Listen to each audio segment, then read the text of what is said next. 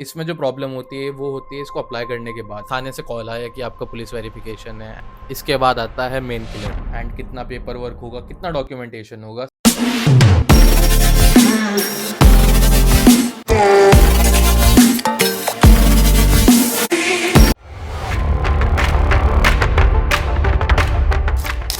So hi everyone, so welcome back to the seafarer Yash blog.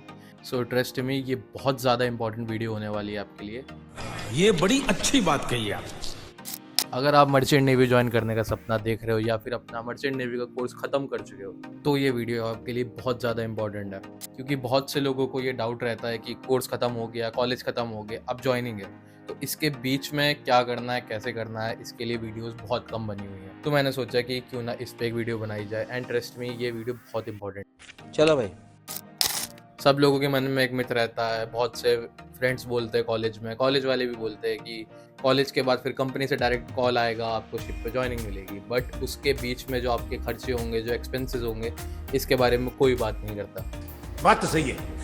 दौड़ना तो पड़ता है। So in this particular video I am gonna tell you कि आपको कितना खर्चा होगा ज्वाइनिंग से पहले एंड कितना पेपर वर्क होगा, कितना डॉक्यूमेंटेशन होगा। सब कुछ आज इस वीडियो में मैं topic by topic and document bye document cover करूंगा। So make sure you watch this video till the end and please subscribe to my channel because मैं ऐसे ही vlogs बनाता हूँ जो कि बहुत रेयरली कोई बनाता है।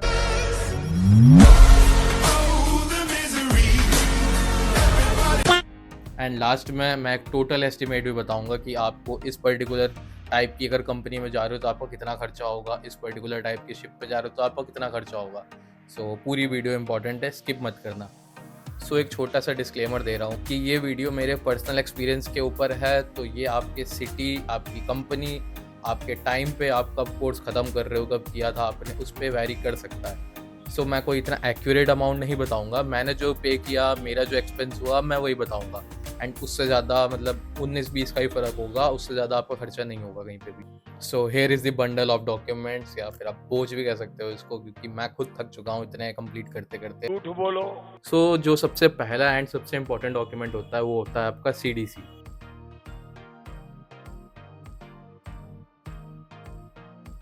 बिकॉज इस डॉक्यूमेंट के बिना आप लीगली एक शिप ज्वाइन नहीं कर सकते हो। मेरा तो CDC जो था वो कॉलेज में अप्लाई हो गया था। अगर आपको CDC चाहिए तो इसके पहले आपको कुछ अपने STCW कोर्सेज करने पड़ते हैं, जो आई होप आपने कर लिए होंगे। और अगर आप कॉलेज में जा रहे हो तो आपके वो कोर्सेज होंगे वहाँ पे।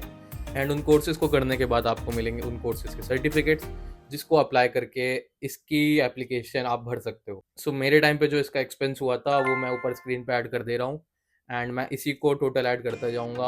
आप खुद ही एस्टिमेट लगा लेना कि कितना खर्चा होगा एंड कितना खर्चा मेरा हुआ। ओके।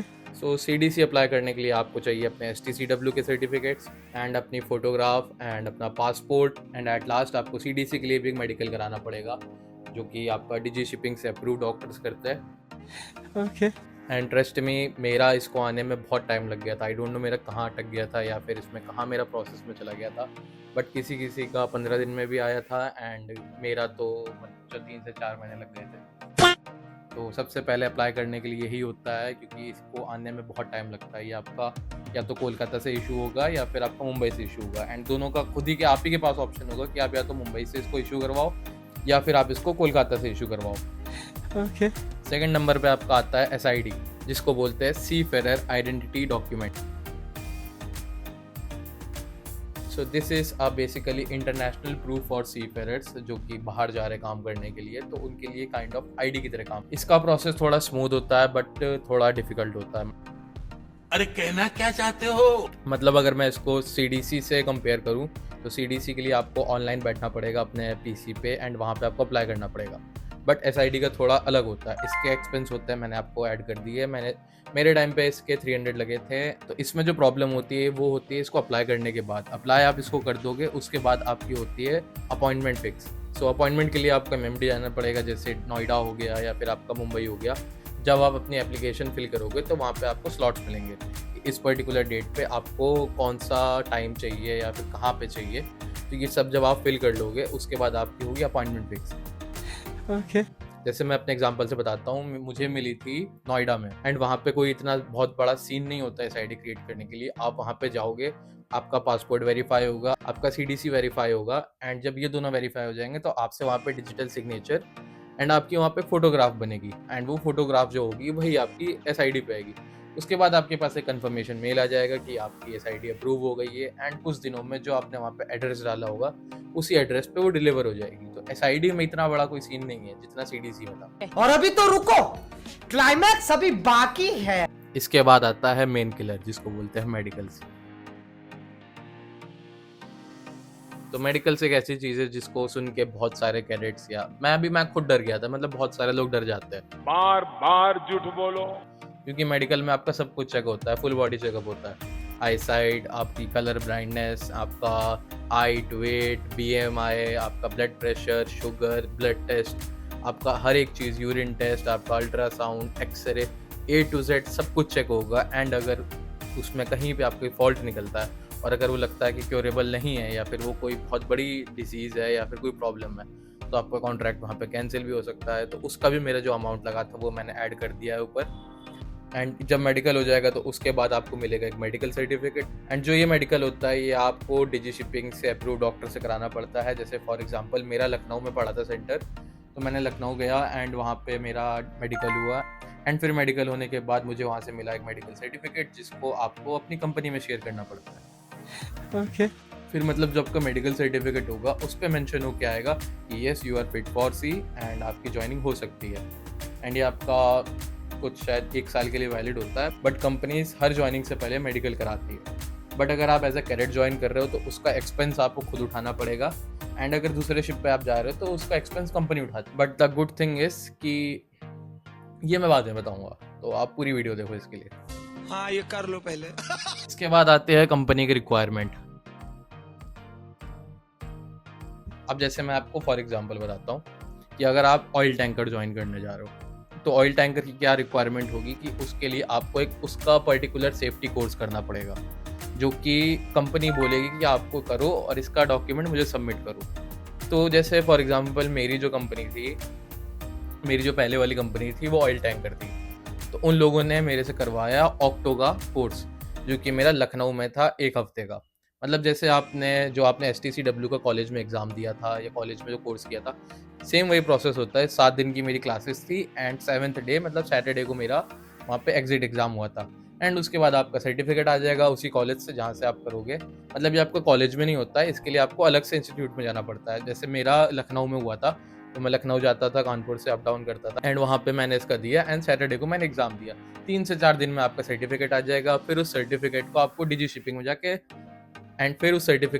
डिजी शिपिंग की वेबसाइट पे जाके अपलोड करना पड़ेगा। उसके बाद आपका ऑक्टो का या फिर जो भी आप कोर्स कर रहे हो उसका आपको डीसी मिलेगा।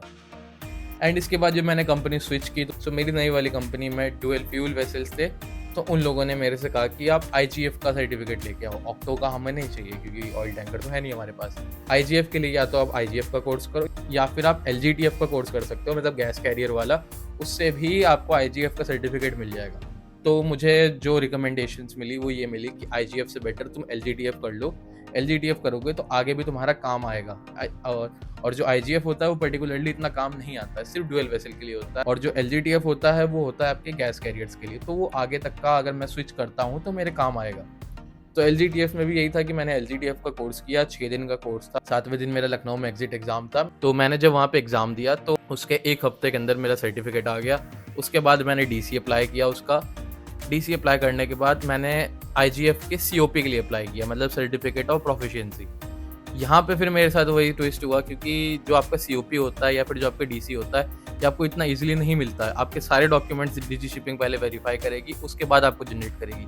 तो यहाँ पे मतलब मेरे साथ क्या हो रहा था कि मैंने जो फोटोज़ वगैरह अपने इंडोर्स के टाइम पे अपलोड करी थी, इंडोर्स जो होता है आपके कोर्स से पहले ही मतलब आपको एक ID मिल जाती है जो आपकी डिजी शिपिंग जनरेट करके देता है। तो मैंने उस टाइम पे जो अपनी फ़ोटोग्राफ या मैंने जो सिग्नेचर अपने डाले थे वो उनके एज़ पर रिक्वायरमेंट नहीं था। तो मेरे पास बार बार मेल आ रही थी कि आपकी फ़ोटो गलत है, आपका साइन गलत है। मैं अपलोड कर रहा हूँ, उसके बाद आ रहा है कि आपका इतना पोर्शन गलत है या आपके और जो आपका सिग्नेचर है वो वाइट बैकग्राउंड नहीं है, थोड़ा थिक नहीं है। गजब बेइज्जती है। तो ऐसे करते करते बहुत बार मेरा रिजेक्ट हुआ, बट एट लास्ट मेरा COP आ गया एंड उसके भी आने मेरे 2 महीने लग गए थे पूरे। उसके बाद कंपनी करवाती है आपका एक साइकोमेट्रिक टेस्ट। मतलब मेरे केस में क्या हुआ था कि साइकोमेट्रिक टेस्ट में मेरी कंपनी ने एक साइकोमेट्रिक जो डॉक्टर्स होते हैं उनकी एजेंसी के थ्रू मेरे पास एक मेल आई थी कि आपका साइकोमेट्रिक टेस्ट है, आपको उसका पेमेंट करना है। एंड जब मैंने उसका पेमेंट किया तो उसके नेक्स्ट डे मेरा साइकोमेट्रिक टेस्ट था। उसमें शायद 200 क्वेश्चंस थे जिसका मुझे आंसर देना था। एंड उसका ज़्यादा कुछ इतना नहीं होता। आप जब साइकोमेट्रिक टेस्ट दोगे तो उसी के अगले दिन ही आपके पास मेल आ जाएगा कि आपका अच्छा हुआ कि बुरा हुआ। मेरे पास उसमें भी मेरा बैड लक सामने आ गया था कि मेरे पास मेल आ गई थी कि आपकी प्रोफाइल में हमें कुछ एलिवेशंस मिले हैं, तो हमें आपसे कुछ बात करनी है। तो मेरा फिर एक दिन बाद फिर से वीडियो कॉल एक हुआ था एंड उसमें जो मैंने गलत आंसर्स दिए थे वो उन्होंने मेरे से क्लियर किए थे कि मेरे को वो क्वेश्चन समझ में नहीं आया या फिर सही में मेरे को प्रॉब्लम है। बट मुझे वो क्वेश्चन नहीं समझ में आ रहा था, वो सही में बहुत अजीब सी क्वेश्चंस थे वो। जो भी बोल सकते हैं सब झूठ बोलो। तो मेरा 3 से 4 दिन में साइकोमेट्रिक टेस्ट भी हो गया था और उसका भी कुछ पेमेंट लगा था मेरा। इसके बाद मेरी कंपनी मेरे से मांगती है पीसीसी। पीसीसी होता है पुलिस क्लियरेंस सर्टिफिकेट। मतलब अगर आपका वीज़ा नहीं बन रहा है तो बहुत सी कंपनीज पीसीसी बनवा लेती है। मतलब पीसीसी के लिए कंपनी आपको एक लेटर देगी जो कि जिसमें लिखा होगा कि आपकी जॉइनिंग है, आपकी इस पोर्ट से जॉइनिंग है, इस इतनी डेट को जॉइनिंग है। उस लेटर को आपको पासपोर्ट ऑफिस में जाके दिखाना पड़ेगा एंड वहाँ पे वो वेरीफाई करेंगे एंड आपको एक पीसीसी सर्टिफिकेट इशू करेंगे जो कि आपके घर पे आएगा 1 हफ्ते के अंदर। एंड उसमें भी यही हुआ था कि पहले तो उसका मुझे पेमेंट किया मैंने पीसीसी का एंड फिर जैसे आप पासपोर्ट की बुकिंग करते हो, पासपोर्ट के अपॉइंटमेंट लेते हो, वैसे आपको पीसीसी की भी लेनी पड़ती है। पीसीसी के अपॉइंटमेंट के बाद आपका होगा पुलिस वेरिफिकेशन। Okay. तो मेरे पास थाने से कॉल आया कि आपका पुलिस वेरिफिकेशन है एंड फिर वही थाने में जो होता है वही सब हुआ। फिर मेरा वेरिफिकेशन हुआ, उसके फिर 1 हफ्ते बाद मेरे पास पीसीसी भी आ गया।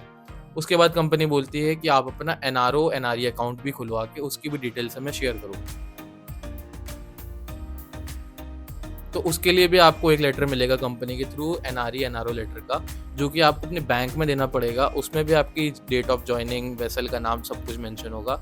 जब आप उस बैंक में दोगे तो वो बैंक आपको आपका एनआरई और एनआरओ अकाउंट ओपन करके देगा एंड आपको अपना अकाउंट खुलवा के फिर कंपनी के साथ अपनी डिटेल शेयर करनी पड़ेगी। फिर अगर इसके बाद आपका अगर पासपोर्ट रिन्यूअल होना है या फिर कुछ उसमें अपडेट करवाना है तो आपको वो करवाना पड़ेगा एंड फिर आपको कंपनी का एक पूरा लेटर आता है जिसमें आपको सब कुछ अपना फिल करना पड़ेगा कि आपका कोर्स कौन सा था, आपने कोर्सेज कहाँ से किए, STCW कोर्सेज कहाँ से किए, अपना आधार, अपनी डेट ऑफ जॉइनिंग कि आपको कब ज्वाइन करना है वेसल, आपकी डिटेल्स, आपके पेरेंट्स की डिटेल, सब कुछ आपको फिल करके देना पड़ेगा।